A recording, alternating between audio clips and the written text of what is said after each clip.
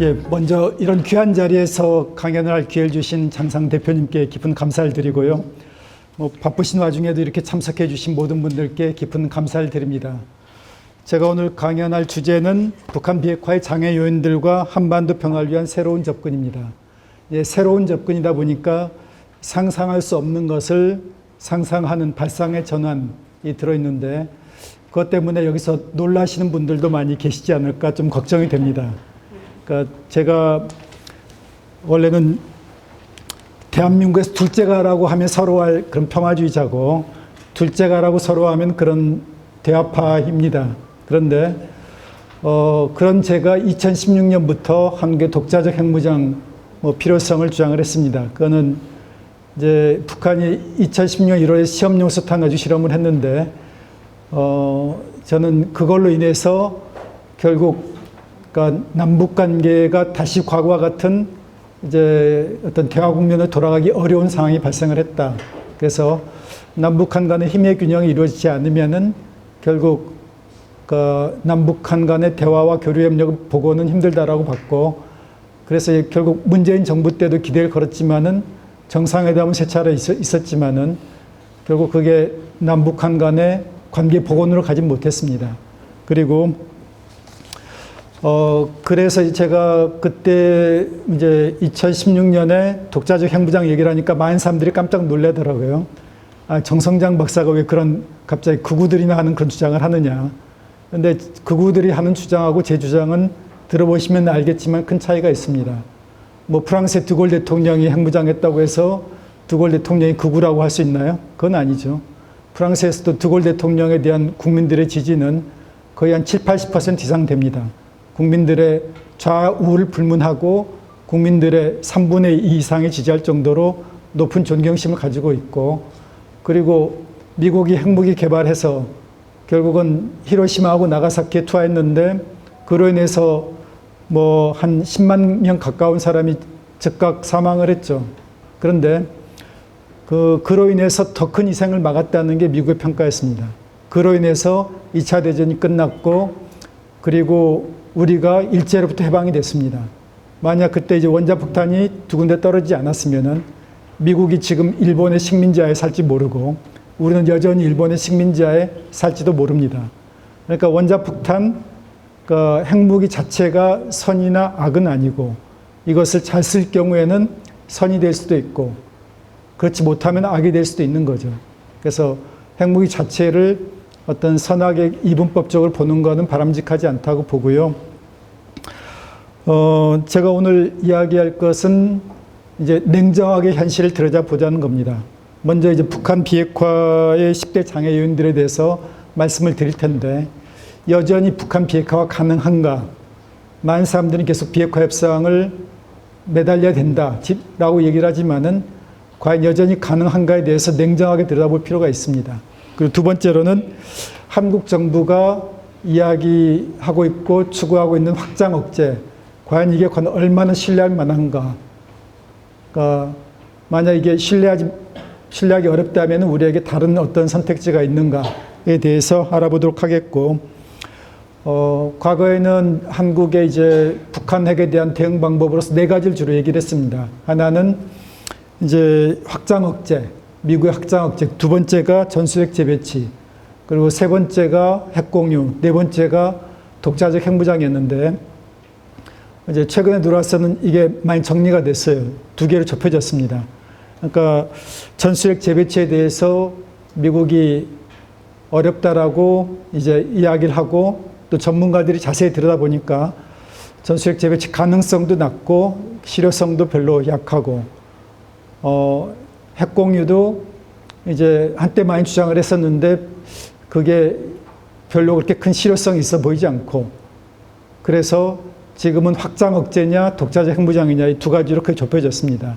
나중에 다시 설명을 드리겠지만은 확장 억제든 전술핵 재배치든 핵공유든 결국 버튼을 누르는 건 미국 대통령입니다.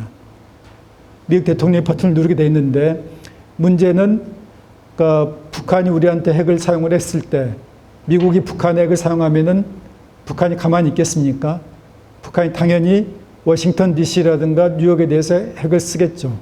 그러면은 이제 미국 대통령이 그런 시나리오를 모를 리 없는데 자국 국민들 수백만이 희생될 수 있는 걸 감수하면서까지 북한 핵을 쓸 수 있는가라는 문제가 제기될 수밖에 없습니다.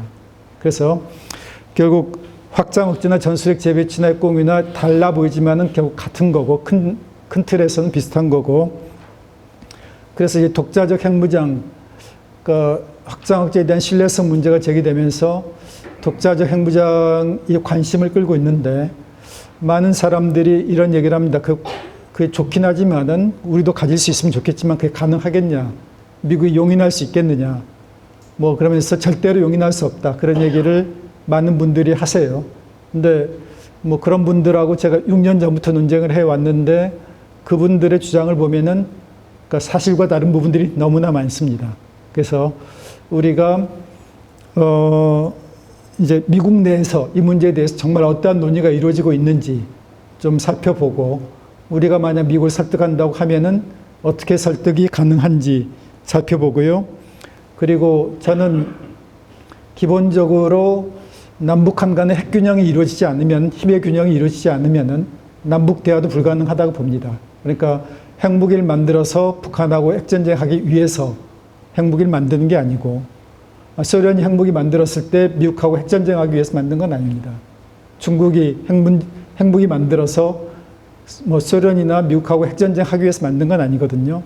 그러니까 상대방이 적이 갖고 있는데 나만 없으면은 이거 굉장히 불안감을 느끼기 때문에 결국 핵을 개발한 거고, 그래서 이제 양측이 핵을 가지니까 결국은 핵 가진 국가들끼리는 절대 싸우지 않죠. 왜냐? 내가 상대방 공격하면 나도 같이 죽게 돼 있기 때문에. 그래서 핵을 갚는다는 것이 핵전쟁 가능성을 높이는 게 아니라 오히려 핵전쟁 가능성을 낮춥니다. 핵이 있는 상대는 누구도 건드릴 수가 없거든요. 그래서 핵균형을 이룩한 다음에 거기서 그치는 게 아니라 북한하고 협상을 해서 핵무기를 줄이면은, 지금 북한이 한 50개 정도 가지고 있다라고 추정이 되는데 10개 정도로 줄일 수 있으면은 그 성과 아닙니까? 그리고 그 과정에서 이제 과거에 협상을 통해서 하지 못했던 이제 단계별로 북한이 5분의 1씩 줄일수록 이제 북미 간에 이제 연락사무 설치하고, 또 5분의 1 줄이면은 이제 영사관계 수립하고, 또 5분의 1 줄이면은 국교 정상화하고, 또 5분의 1 줄이면은 평화협정 체결하고, 그래서 나머지 5분의 1 정도는 이제 그거는 긴 목표로, 아주 긴 목표로 설정을 하자는 게 제 주장입니다. 그러니까 준비핵화. 그러니까 문재인 정부 때도 많은 이제 비공개 토론을 했었는데, 그때 이제 많은 전문가들이 좀 공감했던 게 뭐냐면은 북한의 완전한 비핵화는 현실적으로 불가능하다, 어렵다. 왜냐하면 북한이 재래식 무기에서 우리에 비해서 열세에 놓여 있잖아요. 우리가 재래식 무기에서 세계 6위고 북한은 세계 30인데 북한이 핵을 포기하게 되면은 재래식 무기에서도 열세, 경제에서도 열세. 그럼 김정은이 어떤 명분으로 통치를 할 수 있겠습니까? 불가능하죠. 그래서 최소한의 어떤 방어에 필요한 정도의 수준만 남겨둔 상태. 이제 그 정도에서 그걸 목표로 하자, 현실적인 목표로 하자는 얘기를 했고요. 그걸 제가 다시 이제 개념화해서 얘기를 하는 게 준비핵화라는 겁니다. 거의 비핵화에 가까운 상태. 완전한 비핵화는 아니라 하더라도. 그 준비핵화까지 가는데도 시간이 얼마나 걸릴지 모릅니다. 10년이 걸릴지 20년이 걸릴지. 그러나 이제 일단 그걸 달성한 다음에 완전한 비핵화는 그 다음에 가자. 처음부터 완전한 비핵화를 목표로 하게 되면은 현실적으로 한 발짝도 더 나아가기 어려울 수 있습니다. 그래서 이제 이런 어떤 핵 감축의 방향으로 가고, 그리고 근데 이제 이런 어떤, 그러니까 이런 논리에 대해서 우리 사회에서 이제 반대하는 사람들이 많습니다. 비확산론자들이 한국의 독자적 핵무장은 불가능하다라면서 뭐 수십 가지 이야기를 들고 있어요. 근데 그것들이 갖고 있는 그러니까 논리적인 문제점들이 상당히 많습니다. 그래서 그걸 제가 여기서 구체적으로 지적을 하면서 그러니까 좀 더 우리가 여러분들이 그동안 알아왔던 것들과는 다른 내용들이 많을 텐데 한번 여러분들이 한번 들어보시고, 그러니까 제가 이야기하는 내용이 과연 설득력이 있는지 아니면은 설득력이 없는지 한번 판단을 해주시기 바랍니다. 그러니까 한 가지 제가 말씀을 하나 드린다면은, 그러니까 2016년 북한이 4차 핵실험한 다음에 수많은 사람들하고 이제 토론했는데, 이 핵자강에 반대하는 사람들의 논리가 굉장히 취약하다는 게, 이 사람들이 한국이 핵무장을 하면 안 되는 이유로 뭐 수십 가지를 들어요. 뭐 수십 가지를 듣는데 그 사람한테 보수건 진보건 상관없이 그 사람들한테 만약 일본이 핵무장하면 우리는 어떻게 되느냐 라고 물으면은, 그러니까 그동안 핵무장하면 안 되는 이야기를 수십 가지 이야기하던 사람이 다 하나같이 우리도 핵 가져야지 라고 얘기를 합니다. 그러니까 우리가 핵을 가지면은 일본도 핵 가질 거고 대만도 핵 가질 거고, 뭐 그러니까 세계 평화에 이게 뭐 위반이 되고, 우리가 핵 가지면 경제가 파탄 날 거고 제재로 인해서, 그래서 이래서 안 되고 저래서 안 된다고 얘기하는 사람들이 일본이 핵 가진다고 하면은 그럼 무조건 우리도 핵 가져야지. 그 이전의 논리를 완전히 그러니까 무시하고, 그러니까 어떻게 보면은 북한 핵보다 일본 핵을 더 두려워하는 게 어떤 일반적인 정서인 것 같습니다. 그러니까 근데 일본이 핵 가졌을 때는 우리가 제재로 경제가 무너져도 해야 되는 거고, 북한이 가졌을 때는 이제 제재 때문에 안 되고, 이런 논리들이 굉장히 좀 취약하죠. 그래서 일단 뭐 총론적으로 제가 어떤 이야기를 하고자 하는지 개요를 말씀드렸고요. 그럼 이제부터 하나씩 이제 살펴보도록 하겠습니다. 올해부터 북한의 핵과 미사일 위협이 그러니까 더욱 노골화되고 있고 매우 위협적인 수준으로 올라가고 있습니다. 그래서 북한은 올해 4월 16일 신형 전술 유도 무기를 발사하고, 이 신형 전술 유도 무기에 전술 핵탄두를 탑재해서 전방에 실전 배치할 것임을 시사했습니다. 그러니까 전술 핵무기라고 했을 때 여러분들이 개념이 좀 쉽게 와닿지 않을 수 있는데, 과거에 히로시마하고 나가사키에 투한 원폭 뭐 여러분들 아시죠? 그러니까 히로시마에 투한 원폭으로 7만 명이 이제 즉시 사망을 했고, 나가사키에 투한 원폭으로 한 3만 5천 명 정도가 이제 즉시 사망한 것으로 알려지고 있는데, 이제 지금의 전술핵 무기가 바로 그 정도 수준이라고 이야기를 합니다. 그리고 수소폭탄이면은 뭐 그걸로 이제 한꺼번에 수십만에서 수백만도 죽을 수 있겠죠. 그러니까 이 전술핵 무기하고 수소폭탄하고는 뭐 또 이제 상대가 되지 않는데, 이런 이제 그 히로시마나 나가사키 투한 것과 비슷한 전술핵탄들을 이제 전방까지 실전 배치하겠다라는 입장을 드러냈고요. 그래서 이제 북한이 앞으로 진행할 7차 핵실험은 이런 이제 전술핵탄두 가지고 실험을 할 가능성이 높다라고 보여집니다. 과거의 핵보유국 사례들 보면은 맨 처음에는 위력이 굉장히 큰 핵무기를 만들어요. 그런데 상당히 위력이 큰 핵무기는 그야말로 이제 그거는 극단적인 상황이 아니면 쓸 수가 없죠. 그러니까 너 죽고 나 죽지 않은 상황이 아니면 쓸 수 없기 때문에 맨 처음에는 고위력 핵무기를 만들었다가 나중에는 실전에서 필요하면 쓸 수 있는 저위력 핵무기, 전술 핵무기를 만든 방향으로 나아갔습니다. 북한도 마찬가지고요. 그래서 풍계리 핵실험장을 북한이 올해 복구했는데, 또 복구하고 있는데, 핵실험장을 사용하기 위한 게 아니면 복구할 이유가 없는 거죠. 그래서 3번 경도에서 전술핵 탄두를 가지고 실험을 할 것으로 예상이 되고 있고, 4번 경도에서는 그보다 위력이 큰 소형화된 수소탄 가지고 실험을 할 것으로 예상이 되고 있습니다.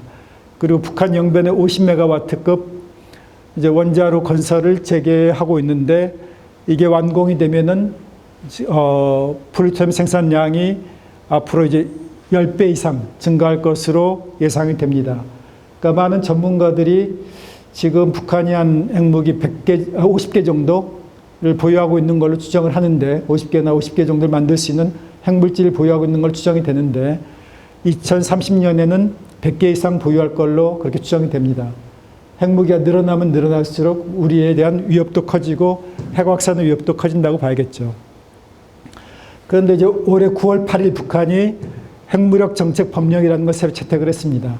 근데 이걸 보면은 과거에는 이제 2013년에는 북한이 공격을 받으면은 핵무기를 사용한다라는 입장이었는데, 올해 들어서는 북한이 이제 적대 세력의 핵 및 비핵 공격이 감행됐거나 임박했다고 판단되는 경우, 그리고 중요한 전략적 대상들에 대한 군사적 공격이 감행됐거나 임박했다고 판단되는 경우, 그러니까 공격을 당하지 않았어도 상대방이 공격할 것 같은 징후가 보이면 선제 타격을 하겠다는 거죠. 그래서 북한이 굉장히 공세적이고 위협적으로 나오고 있고, 그래서 바로 이런 9.8 핵무력 정책 법령이 채택되고 나서 우리 사회에서 많은 사람들의 생각이 바뀌고 있습니다. 그래서 과거에는 저와 같은 이제 어떤 평화주의자들이 이걸 보고서 이제 더 이상 우리가 이제 과거 같은 방식으로 접근해서는 곤란하겠다 해서 독자적 핵무장이 생존을 위해서 필요하다는 방향으로 바뀐 분들이 많이 나타나고 있고요. 이제 여론도 이제 그런 식으로 많이 지금 바뀌고 있습니다.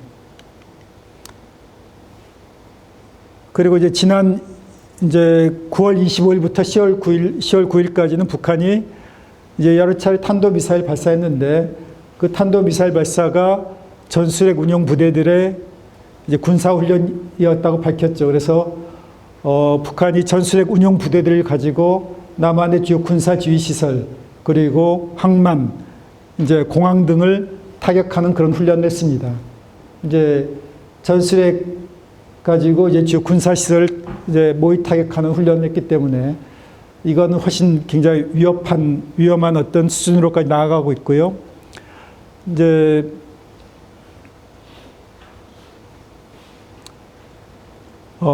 그리고 또 북한이 올해 뭐 당주한 군사위원회 회의라고 최고의 군사정책 결정기구에서 회의를 하면서 남한을 타겟으로 하는 그런 이제 작전 지도도 공개를 했습니다. 남한의 동해안 지역을 타겟으로 하는 작전 지도도 공개를 했고요. 이제 과거에는 오래 전까지만 하더라도 북한은 자신들이 개발한 핵무기가 이거 미국을 겨냥한 것이지 동족인 남한을 겨냥한 것이 아니라고 주장을 했습니다. 그런데 올해부터는 남한을 겨냥을 해서 이제 모의 타격 훈련을 진행을 하고 있고 전방 지역에까지 실전 배치를 추진하고 있습니다. 그런데 많은 사람들이 또 이렇게 생각을 하죠. 설마 북한이 핵을 사용하겠느냐? 그건 어디까지 위험용 아니겠느냐? 미국이나 한국이 북한을 선제 타격할까 봐 그런 거 아니냐라고 생각하는 분들이 계시는데, 그런데 정치 지도자가 항상 합리적인 판단을 하는 건 아니죠. 러시아하고 우크라이나 전쟁을 봐도 푸틴이나 젤렌스키가 항상 합리적인 판단을 한 건 아니죠. 그렇기 때문에 우리가 북한이 그러니까 핵무기를 저렇게 가지고 위협을 하고 있지만은 뭐 사용하지 않을 것이다라고 낙관만 할 수는 없습니다. 그러니까 최악의 상황에 대한 시나리오에 대한 대비가 필요한 거죠. 그런 상황이 안 생기면 다행이고. 그래서 제가 전부터 이야기를 했던 거는 북한의 주장에 보면 과장된 것들이 많습니다. 과장된 것들이 많은데 일단은 우리는 그것을 그러니까 하나의 사실로 받아들이고 대비할 필요가 있다. 그래서 그러니까 막상 만에 하나 전쟁을 예방하는 것이 가장 최우선 목적이고, 근데 예방이 실패해서 전쟁이 일어났다고 했을 때 적이 우리가 생각했던 것보다 약하면 다행인데 우리가 생각했던 것보다 강하면 우리가 낭패를 보는 거 아니겠습니까? 그래서 북한이 주장하는 것들이 설령 과장된 것이라 하더라도 일단 그것을 하나의 사실로 받아들이고 우리가 대비를 할 필요가 있다라고 주장을 해왔고요. 북한 핵과 미사일 능력이 고도화될수록 어떤 문제가 발생을 하냐면은 보수 정부든 진보 정부든 남북 협력의 공간조차 줄어든다는 데 문제가 있습니다. 문재인 정부가 남북 관계 개선에 대해서 강력한 의지가 있었지만은 그러나 금강산 관광조차 재개하지 못했던 것은 바로 북한의 핵능력 고도화에 대한 국제사회의 강력한 대북 제재 때문이었습니다. 그러니까 대북 제재가 완화돼야 우리가 금강산 관광도 하고 개성공단도 재가동할 수가 있는데 북한 핵능력 고도화를 막지 못했던 거죠. 그래서 이제 북한 핵능력이 초보적인 상태에 있었을 때는, 그러니까 김대중 정부 시기라든가 노무현 정부 시기에는 남북 교류 협력이 가능했지만은 핵 능력이 고도화됨에 따라서 지금은 남북 교류협력이 불가능한 상태입니다. 그러니까 남북 교류협력이 가능해지기 위해서는 두 가지 조건 중에 하나를 충족이 돼야 되는데 하나는 뭐냐? 하나는 북한이 핵을 포기하거나 또 하나는 남한이 핵을 가져서 핵균형을 이루거나 둘 중에 하나가 충족돼야지 그러지 않고서는 결국 이제 남북 교류협력은 불가능하다라고 볼 수 있겠고요. 역대 한국 정부들은 한반도 비핵화 또는 북한 비핵화를 불변의 이제 대북 정책 목표로 제시해 왔습니다. 그런데 북한의 비핵화라는 목표가 여전히 실현 가능한 목표인지부터 냉정한 평가가 필요하다고 하겠습니다. 저는 여기서 이제 북한의 비핵화가 어려운 10가지 장애 요인들을 이제 꼽아봤습니다. 첫 번째가 북한의 자주국방 노선과 강력한 동맹의 부재. 두 번째가 북미 북일 관계 정상화 실패와 북한의 국제적 고립 지속. 세 번째가 재래식 군사력과 경제력에서의 북한의 대남 열세. 네 번째가 국가핵무력 완성이 북한에서 김정은 북한 노동당 총비서의 최대 업적으로 선전되고 있는 점. 다섯 번째가 한국의 정교한 대북 협상 전략 부재. 여섯 번째가 북미 간의 뿌리 깊은 불신과 적대 관계. 일곱 번째가 미중 전략 경영 격화와 북핵 문제에 대한 중국의 관망적 태도. 여덟 번째가 핵을 포기한 우크라이나의 운명이 주는 북한에 주는 교훈. 아홉 번째가 러시아의 우크라이나 침공 이후 북러 밀착과 북한 비핵화에 대한 국제사회 연대의 붕괴. 열 번째가 코로나19 팬데믹으로 인한 북한의 셀프 봉쇄입니다. 그러니까 한국 정부가 뭐 북한에 대해서 이제 북한과의 어떤 대화를 적극적으로 추진한다고 해서 이 다른 장애 요인들까지 극복할 수 있는 거냐 했을 때 그건 아니죠. 그러니까 북한 비핵화라는 게 현실적으로 지금 거의 불가능에 가까운 수준이 됐다라고 할 수가 있습니다. 첫 번째 원인은 북한의 자주국방 노선과 강력한 동맹의 부재를 들 수가 있는데 한국은 미국이라는 강력한 동맹이 존재합니다. 그런데 북한에게는 그런 강력한 동맹이 존재하지 않아요. 중국이 있지 않냐라고 묻는 분이 있을 수 있는데 중국은 그러니까 북한이 공격을 받았을 때 북한에게 도움을 줄 뿐이지 우리 미국이 한국한테 하는 것처럼 평상시에 같이 군사훈련하고 또 남한에 첨단 재래식 무기 주고 이제 그런 식으로 북한에 첨단 장비를 제공하거나 그러지 않습니다. 그렇기 때문에 북한은 이런 강력한 동맹이 없기 때문에 스스로의 힘에 의존해서 그 세계 초강대국인 미국과 이제 재래식 무기 분야에서 세계 6위인 남한을 상대해야 됩니다. 그렇기 때문에 북한한테는 핵이라는 걸 이제 포기하기가 어려운 거죠. 그리고 두 번째로 아까도 잠깐 제가 말씀드렸지만은 재래식 무기 분야에 있어서 한국은 세계 6위, 북한은 세계 30위입니다. 그러니까 북한이 핵을 포기한 순간은 북한은 재래식 무기 분야에서도 남한에 대해 절대 열세에 놓일 수밖에 없습니다. 세 번째로 북미 북일 관계 정상화 실패와 북한의 국제적 고립 지속을 들 수 있습니다. 1992년에 한국이 중국하고 수교하려고 할 때 김일성은 중국을 방문해서 덩샤오핑을 만나가지고 자신이 미국하고 수교할 때까지 조금만 기다려달라고 부탁을 했는데 덩샤오핑이 냉정하게 거부를 했습니다. 그러니까 덩샤오핑이 한국하고 수교함으로써 한국의 자본, 기업 유치를 원했기 때문에 그러니까 김일성의 요청을 거절했고 그로 인해서 북한은 중국에 대한 강한 불신을 가지게 됐죠. 그래서 북중 관계가 상당히 긴밀한 것처럼 생각하지만은 중국에 대한 북한의 불신은 굉장히 뿌리가 깊습니다. 북한은 미국하고 일본하고 수교를 못했는데 이제 뭐 소련에 이어서 중국까지 그러니까 한국하고 수교함으로써 북한은 결국 체제 생존을 위해서 핵에 집착할 수밖에 없었고요. 그리고 북한에서 국가핵무력 완성이 김정은의 최대 업적으로 선전되고 있기 때문에 그런 상황에서 김정은이 자신의 최대 업적을 포기하기 어렵겠죠. 그리고 한국 정부의 정교한 대북 협상 전략 부재를 들 수가 있는데 문재인 대통령이 이제 김정은 위원장하고 정상회담을 세 차례나 했고 그런데 이제 북핵 문제라는 게 굉장히 복잡한 문제입니다. 앞에서도 이제 제가 간단하게 좀 언급을 했지만은 북미 관계도 정상화돼야 되고 남북한 간의 재래식 군사력에서의 격차를 어떻게 좁혀야 하는가라는 문제가 있고 굉장히 복잡한 문제거든요. 그래서 문 대통령이 북한하고 이제 정상회담을 합의했을 때 저는 우리 정부가 이제 청와대 국가안보실에 비핵병화 TF를 만들어서 우리 사회의 그러니까 진보적인 보수적인 전문가들 끌어모아서 그러니까 정교한 안을 만들어야 된다라고 여러 차례 제안을 했습니다.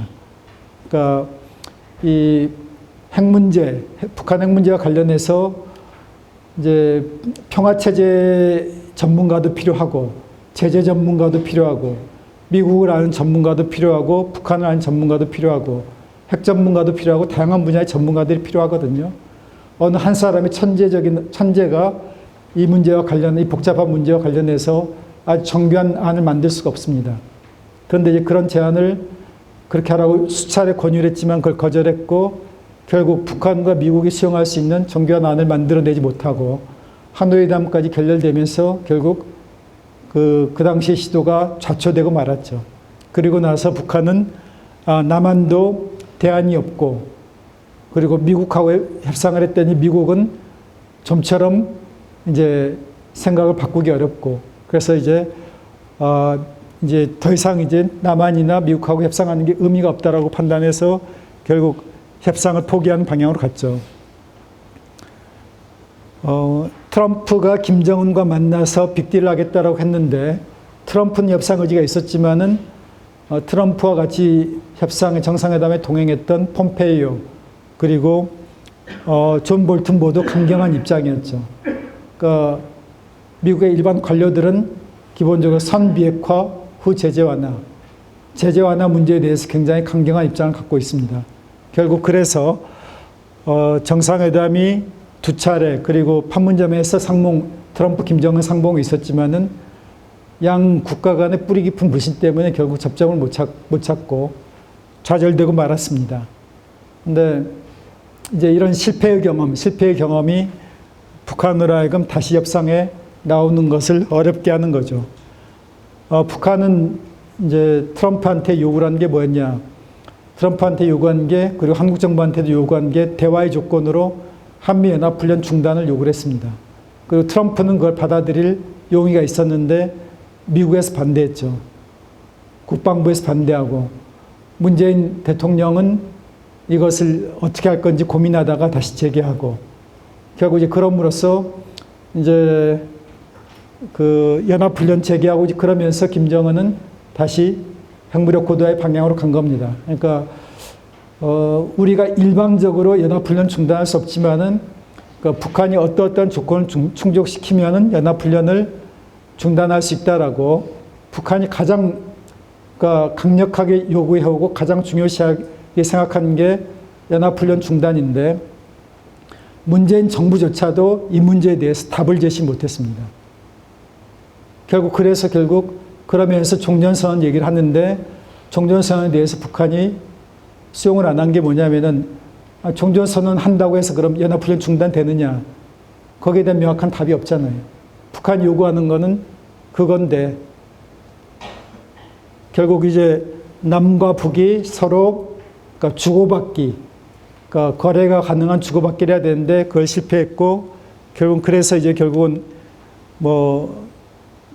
문재인 정부 시기에 비핵화 협상이 좌절됐습니다. 그리고 미중 간의 전략 경쟁이 심화되고 있는데 이런 상황에서 이제 북한이 핵을 포기할 가능성은 더욱 줄어드는 거죠. 과거에 중국은 미중 관계가 좋았을 때는 중국은 북한의 반발에도 불구하고 그러니까 미국의 제재 요구, 대북 제재 요구를 수용을 해서 북한이 핵실험하거나 ICBM을 발사하면은 대북 제재 만약 미국이 10개 정도 요구를 하면은 5개라든가 4개 정도 수용을 했습니다. 거기에 대해서 북한은 반발했죠. 너희가 어떻게 이렇게 할 수 있느냐. 근데 지금은 이제 그 미국이 그러니까 중국과의 전략적 경쟁을 이제 심화시키면서 중국을 첨단 기술의 공급망에서 배제시키겠다라고 나오고 그러니까 중국을 고립시키는 방향으로 가고 있는데 중국이 미국의 요구를 수용을 하겠습니까? 수용하지 않죠. 그래서 이런 어떤 미중 전략 경쟁에서 이제 이런 와중에 북한은 철저하게 중국 편을 들고 있고요. 그러니까 미중 전략 경쟁의 심화 자체가 북한 비핵화 협상을 불가능하게 하는 겁니다. 그러니까 중국의 협조가 없이는 불가능한데 결국은 그러니까 협상이 안 되는 데는 미국에게도 책임이 있는 거죠. 그러니까 미국은 그러니까 중국의 추격을 막기 위해서 중국을 계속 견제하고 이제 그러는데 그게 결국 비핵화 문제를 어렵게 하고 그러니까 미국은 계속 대화의 문에 열려 있다라고 얘기를 하지만은 북한은 그걸 무시하는 게 미국이 중국을 다루는 거 보면서 나중에 북한도 그렇게 다루겠거니 생각하지 않겠습니까? 바이든 행정부의 이념을 가지고 접근을 하는데 그래서 결국 이런 상황에서는 그러니까 북한이 비핵화 협상에 나올 가능성이라는 거는 더더욱 줄어들 수밖에 없는 거고 또 결정적으로 올해 그러니까 핵을 포기한 우크라이나가 러시아의 침공을 당하는 걸 전 세계가 목도를 했죠. 과거에 우크라이나는 구소련의 해체로 독립될 때 핵탄두만 1900개 그리고 ICBM만 176개를 가진 세계 3대 핵 보유국이었습니다. 만약 그런 우크라이나가 핵무기를 뭐 10개나 20개라도 갖고 있었다면은 러시아가 침공을 못했겠죠. 근데 러시아라든가 이제 미국 등이 안전보장 각서를 써주고 핵 포기하라고 했는데 그 각서가 어떻게 됐습니까? 휴입장이 됐죠. 이제 그걸 보면서 북한이 자신도 이제 비핵화 평화협정 체결하고 그 각서를 믿고 핵을 포기했을 경우에 어떻게 될 건지 생각하지 않겠습니까? 그래서 러시아의 우크라이나 침공으로 인해서 북한의 포기 가능성은 제로에 가깝게 됐다. 그래서 올해 들어서는 이제 그 이전하고 상황이 굉장히 어렵게 됐고 북한 비핵화를 얘기하는 것 자체가 지금은 너무나 나이브한, 너무나 이상적인 이야기로밖에 들릴 수밖에 없는 거죠. 그리고 이제 러시아의 우크라이나 침공 이후 북러 관계가 밀착합니다. 북한은 철저하게 러시아 편을 들고 있고 그래서 유엔 안보리에서 만약 북한이 ICBM을 시험 발사해도 러시아가 유엔 안보리에서 반대를 합니다. 그러니까 북한이 뭐라든 간에 제재가 채택이 안 되니까 북한은 지금처럼 좋은 기회가 없는 겁니다. 맘 놓고 핵실험도 할 수 있고요. ICBM도 쏠 수 있고. 이런 상황에서 북한이 핵을 포기한다는 건 바보짓이죠. 과거에는 수많은 제재를 받아가면서까지 핵 개발했는데 지금은 핵실험하든 뭐하든 제재를 안 받는데 이런 상황에서 포기할 이유가 없는 거 아닙니까? 그리고 마지막으로 코로나19 팬데믹으로 인해서 북한이 셀프 봉쇄에 들어가 있기 때문에 북한과의 대화 자체가 어렵습니다. 북한과 가장 가까운 중국의 평양 주재 대사조차도 북한에 못 들어가거든요. 그런 상황에서 북한이 미국으로부터 얻을 게 불확실한 비핵화 협상에 나오겠습니까? 그런데 확장 억제에 대해서 아까 제가 말씀드렸던 것처럼 미국이 북한이 우리를 그러니까 핵무기를 공격했을 때 우리를 지켜주겠다는 그런 확장 억제에 대한 신뢰성이 계속 의심받고 있는 거죠. 의심받고 있는 거는 북한이 ICBM을 어느 정도 완성 직전의 단계까지 갔기 때문에 완성 직전이라는 건 뭐냐? 그러니까 쉽게 예를 들면은 100% 완성은 아니고 10개를 쏘면은 7개나 8개는 터진다. 그러면 100% 완성은 아니라도 하더라도 무시할 수 없는 거 아닙니까? 그런 단계에 도달해 있는 거죠. 그렇기 때문에 북한이 남한의 전술핵을 사용한다 하더라도 북한이 핵무기 사용한다 해서 처음부터 서울에 쏘겠습니까? 그건 아니죠. 서울에는 중국 대사관도 있고 러시아 대사관도 있고 그런데 서울에 처음부터 쏠 이유가 없죠. 아까 보여준 것처럼 동해안 지역을 표적으로 하는 그런 군사작전 지도를 보인 것도 그렇게 이제 동해안이라든가 그쪽에 이제 군사기지를 타겟으로 하고 유사시에 국지전이 발생하면은 그러겠다는 의도를 드러낸 건데 그 경우에 미국이 과연 그러니까 서울을 지키기 위해서 워싱턴 DC나 그러니까 뉴욕이 불바다되는 것까지 감수할 수 있느냐라는 문제가 제기될 수밖에 없는 거죠. 그래서 확장 억제에 대한 이제 신뢰성 문제가 계속 제기되고 있고, 미국의 발언도 좀 상당히 좀 신뢰하기 어렵습니다. 무슨 얘기냐면은 북한 핵을 사용하면 압도적인 대응을 하겠다는 얘기라고 얘기를 하는데, 뭐 최근에 한미 정상회담에서도 비슷한 얘기를 하고 있죠.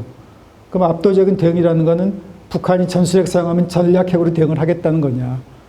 그러면 전술핵 사용했는데 북한이 전략핵으로 수도를 평양을 아예 없애버린다고 하면 북한이 가만히 있겠습니까? 핵무기가 평양에만 있는 거 아닌데, 북한도 전략핵 가지고 뭐 워싱턴 DC라든가 뉴욕을 공격하겠죠. 옛날에 9.11 테러만 가지고도 미국이 얼마나 큰 충격을 당했습니까? 근데 미국의 수도에 뉴욕에 수소폭탄이 떨어진다. 이제 그런 악몽을 이제 미국이 받아들일 수 있겠습니까? 못 받아들이죠. 그러니까 결국 압도적인 대응이라는 건 뭐냐면은 북한이 전술핵을 사용하면 압도적인 숫자의 재래식 무기 가지고 대응을 하겠다는 의미밖에 안 되는데, 재래식 무기하고 핵무기는 상대가 안 되죠. 2차 대전에서 일본이 결사항전을 주장을 했는데 원폭 2발 맞고 상복을 한 건 왜 그렇습니까? 비핵무기로는 핵무기 상대할 수 없기 때문에 아닙니까? 그래서 결국은 이제 전술핵 재배치나 확장 억제에 대한 신뢰성, 이게 이 도전 의심을 받고 있고요. 이제 그런 상황에서 그러면은 한국이 독자적인 핵무장을 할 수 있느냐, 여기에 대해서 많은 비학설론자들이 그건 불가능한 얘기다, 뭐 꿈 같은 얘기다, 실험 그런 얘기를 합니다. 그러면서 뭐라고 얘기를 하느냐, 미국이 절대적으로 한국의 핵 보유를 용납할 리 없다. 한국에까지면 일본도까지 일할 거고 다른 나라도까지 할 거기 때문에 절대적으로 용납할 수 없다라고 얘기를 하거든요. 그런데 냉정하게 들여다보면 그렇지 않습니다. 미국에서도 2차례 중요한 변화가 발생을 하는데, 뭐 김정일 시대에는 한국의 핵무장 용인 이런 얘기가 없었습니다. 김정일 시대까지는. 근데 김정은 시대 들어와서 2013년에 북한이 3차 핵실험했죠. 그 이후부터 미국의 이제 존 미어샤이머라는 굉장히 유명한 현실주의 국제정치 이론가가 있습니다. 이 이론가가 한국과 일본이 자체 핵무장을 검토할 필요가 있다라고 얘기를 하기 시작을 했고, 또 찰스 퍼거슨이라는 비확산 전문가, 그러니까 비확산 전문가니까 핵확산을 반대하는 사람이죠. 이 비확산 전문가가 의회에 제출한 보고서에서 만약에 이제 미국이 북한의 핵능력 고도를 막을 수 없을 경우에 한국이 핵무장을 할 수 있고, 그 경우에 미국이 이것을 이제 비밀리에 환영할 수도 있을 거다라는 얘기를 합니다. 그래서 이게 상당히 큰 파장을 불러일으켰는데, 북한, 그러면서 이제 과거 인도 사례라든가 이제 그런 사례를 들죠. 인도에 대해서 과거에 미국이 제재를 했는데 인도에 대한 대북 제재가 오래 가지 않았다. 이걸 한국에서 잘 알고 있고, 그렇기 때문에 한국도 그 방향으로 갈 수 있다라는 얘기를 꺼냅니다. 그리고 한국이 핵무기를 만들면 4,000개가 넘는 핵무기를 만들 물질을 갖고 있다. 그리고 구체적으로 아주 핵투발산까지 이야기를 해요. 그러니까 박정희 대통령 시대에는 핵개발 의지만 있었지만은 아무런 핵물질도 없었고 기술도 없었고 투발산도 없었습니다. 근데 지금은 의지만 빼놓고 다 갖고 있는 거예요. 그걸 이제 비확산 전문가인 찰스 퍼거슨이 아주 구체적으로 보고서에서 얘기를 합니다. 잠깐 물 좀 마시고요. 그리고 2016년 1월 북한의 4차 핵실험 이후에 이제 당시 대선 후보였던 트럼프가 한국과 일본의 핵무장을 용인할 수 있다는 입장을 보입니다. 그러니까 시험용 수탄 가지고 실험한 이후 미국에서도 중요한 변화가 발생을 했고 결국 트럼프가 대통령이 됐죠. 그러니까 이 대통령이 된 사람조차 한국과 일본의 핵무장을 용인할 수 있다라고 얘기를 했는데 미국이 절대로 용인할 수 없다는 말이 안 맞는 거죠.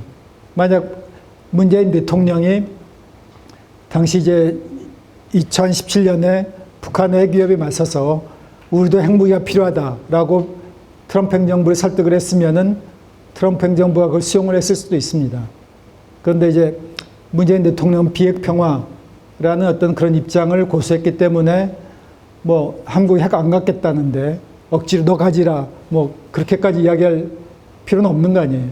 그래서 결국은 그 당시 좋은 기회가 있었는데 갖지 못, 그 기회를 놓치고 그리고 이제 그 다음에 이제 문재인 대통령이 2018년부터 북한에 대한 적극적인 설득에 나섰는데 결국은 전략 부재로 인해서 이제 설득하는데 실패를 했죠. 그리고 트럼프 행정부 시기에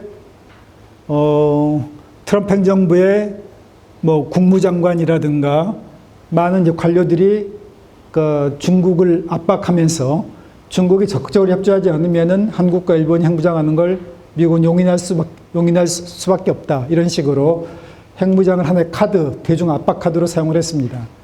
이제 그리고 지금 이제 공화당 미 의회 하원의 동아태서위원회 공화당 간사인 차보트 의원 같은 경우에 한국과 일본이 핵무장하는 것을 고려할 필요가 있다 이런 식으로 얘기를 해요. 그렇기 때문에 미국 내에도 의견이 갈라져 있는 겁니다. 한국이 핵무장하면 안 된다라고 주장한 사람이 있고 또 핵무장을 고려할 필요가 있다라는 입장을 가진 그런 사람들이 있고 그래서 한국의 핵무장 이것이 이제 불가능한 건 아니다. 그리고 또 지금 뭐 바이든 행정부에 당연히 반대하겠죠. 과거에 오바마 대통령이 뭐 핵무기 없는 세계라는 굉장히 이상적인 목표를 천명을 했죠. 결국 실현은 못했지만은 그런 대통령 밑에서 부통령을 했고 그러니까 그런 이제 뭐 바이든 대통령이 한국 핵무장을 시용할 가능성은 희박하지만은 뭐 차기 대선에서 만약 트럼프 대통령이 재선된다. 그리고 우리가 요구한다고 하면은 적극적으로 요구한다고 하면은 그것을 수용을 할 수도 있습니다. 그러니까 미국에서는 이제 두 가지 큰 흐름이 있는데 전통적인 비확산론자들이 있고 또한 현실주의적인 정치학자들 그리고 정치인들이 있는데 현실주의적인 정치학자들은 어떻게 생각을 하느냐. 한국이 핵을 가져서 북한 핵을 견제하고 일본이 핵을 가져서 중국 핵을 견제하는 거. 이걸 이제 하나의 안정적인 구도로 보거든요. 그러니까 달리 얘기하면은 동북아에서 북중러가 있고 한미일이 있는데 북중러는 다 핵을 갖고 있지 않습니까? 근데 한미일 중에서 핵 갖고 있는 건 미국밖에 없죠. 그러니까 이 자체가 기울어진 운동장인 겁니다.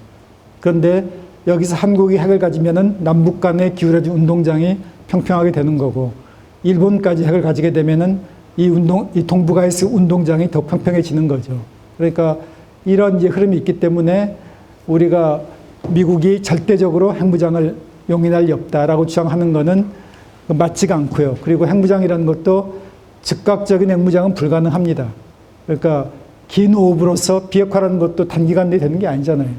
수십 년 걸릴 수 있고 핵무장이라는 것도 긴 호흡으로서 준비는 지금부터 하되 기회의 창이 열릴 때 기회를 잡는 거죠. 아무 때나 그냥 뭐 핵무장하겠다고 하는 건 바보짓이죠. 미국이 그걸 수용할 준비가 돼 있을 때 미국도 이제 핵무장하는 게 자신들한테 오히려 도움이 된다고 생각될 때 하는 게 필요한 거죠. 그래서 대미 설득 논리로서 이제 어떤 걸 들 수가 있냐면은 한국이 핵을 갖고 있지 않은 상태에서 이제 북한은 그러니까 남한군은 상대가 안 된다고 보니까 핵을 가진 미국을 향해서 이제 미국의 어떤 뭐랄까 개입을 막기 위해서 ICBM을 개발하죠. 그러니까 결국 북미 간의 대결 구도가 계속 고착화 되고 지속이 되는 겁니다. 그런데 만약 한국이 핵을 가지게 되면 어떻게 되느냐. 북한이 멀리 있는 미국 핵보다 가까이 있는 남한 핵을 더 신경 쓰겠죠. 미 본토는 더욱더 안전해지는 겁니다.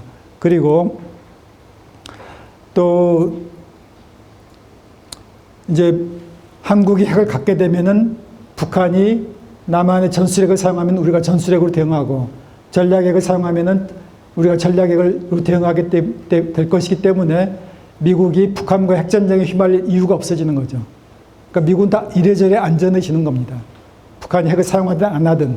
그리고 남북한 간의 핵사용 문턱은 높아지는 게 남한이 핵을 갖고 있지 않을 때는 북한이 국지전 발생을 했을 때 재래식 무기에서 열세니까 전술핵을 사용할 수 있지만은 남한도 핵을 갖고 있다고 했을 때는 북한이 핵을 사용하기 어렵겠죠. 그러니까 핵사용 문턱이 높아집니다. 핵사용 문턱이 높아진다는 것은 핵사용 가능성이 줄어든다는 얘기죠. 그러니까 남한이 핵을 가지게 되면은 핵국가들끼리 서로 싸우지 않는 것처럼 오히려 정세가 더 안정이 되는 겁니다.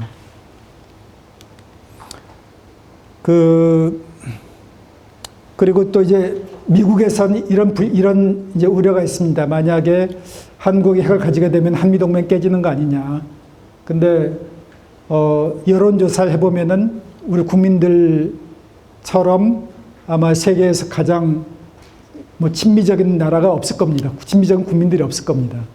그러니까 올해 여론조사를 보면은 어느 나라를 가장 가깝게 느끼냐고 했을 때 80% 이상의 미국. 그리고 중국은 3.9%. 그러니까 제가 이 수치를 가지고 이야기를 하는 건 뭐냐. 이렇게 한국 국민들이 친미적이기 때문에 핵을 갖는다고 해서 중국하고 갑자기 가까워질 가능성은 희박하다. 그러니까 미국에서 우려하는 거는 핵을 가지면은 한국이 중국하고 더 가까워지지 않을까 우려하는데 자 봐라. 이렇게 국민들 정서가 이렇다라고 이제 얘기를 하는 거죠. 그리고 여론조사를 봐도 핵 갖는 거하고 한미동맹하고 우리 국민들은 다 원해요. 대체로.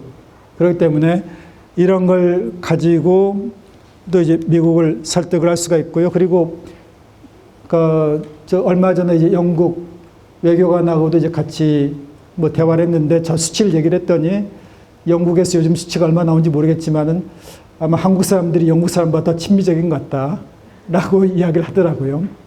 그렇기 때문에 핵 갖는다고 해서 이제 한미동맹 깨진다. 그럴 이유 없고요. 그리고 또 미국이 주한미군을 평택에 배치한 게 북한 때문만은 아니죠. 중국 견제 용기이기 때문에, 중국 견제라는 그런 목적도 있기 때문에 우리가 떠밀어서 나가라고 해도 미국이 안 나가려 할 겁니다.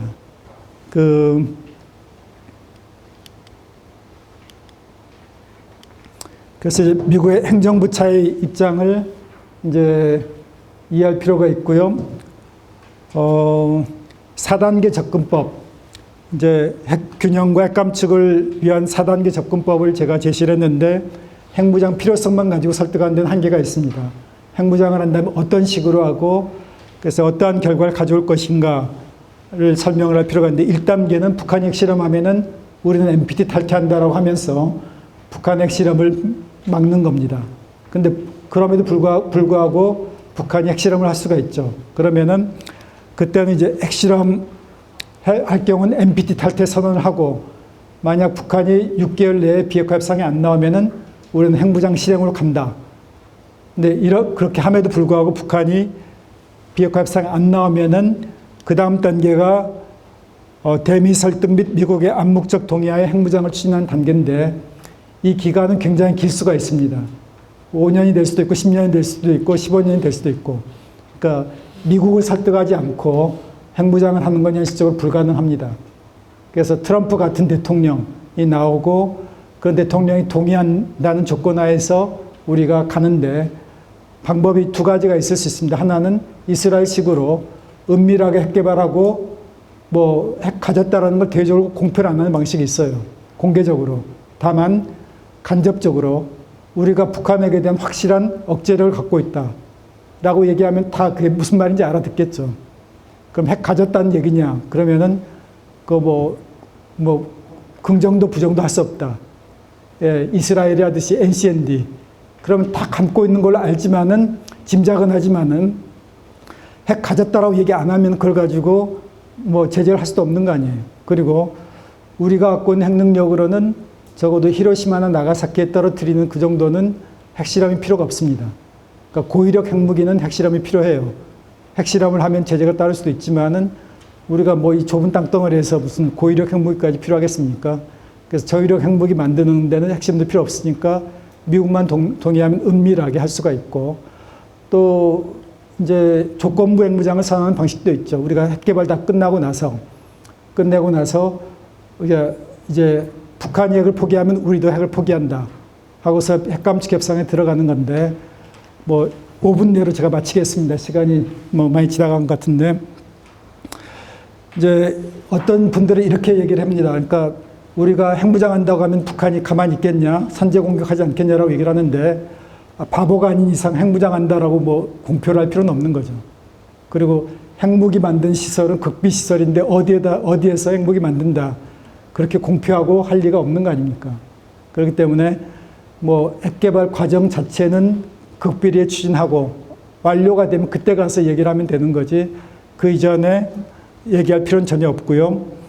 4단계는 아까 말씀드린 것처럼 이제 준비핵화를 추진하는 단계입니다. 그래서 북한이 이제 50개를 갖고 있으면은 이제 5분의 1씩 줄일 때마다 이제 북미 간에는 연락사무 설치, 그 다음에 영사관계 수립, 그 다음에 국교 정상화, 그 다음 평화협정, 그 다음에 남북 간에는 금강산 관광재개와 개성공단 재가동, 그 다음에 남북중 철도도로 연결, 그 다음에 북한 특구의 투자, 이런 식으로 단계적으로 이제 그걸 진전시켜 나가고, 대북 제재 관련해서는 1단계에서 북한이 지금 정유제품 뭐 90%까지 차단돼 있는데 그 제재 완전히 해제하고 5분의 1 폐기하면은, 또 5분의 1 폐기하면 철광석 수출 그 제재 해제하고, 또 5분의 1 폐지하면은 수산물 수출 폐지하고, 그러면은 북한이 50개 갖고 있으나 40개 갖고 있으나 큰 차이 없잖아요. 그러니까 한 단계 먼저 가서 북한이 큰 성과가 있으면 그 다음 단계로 갈 수 있는 거죠. 그래서 2단계까지 50개, 30개로까지만 줄여도 북한이 철광 수출하고 그러면 북한에 외화가 들어가고 여유가 생기는 거 아닙니까?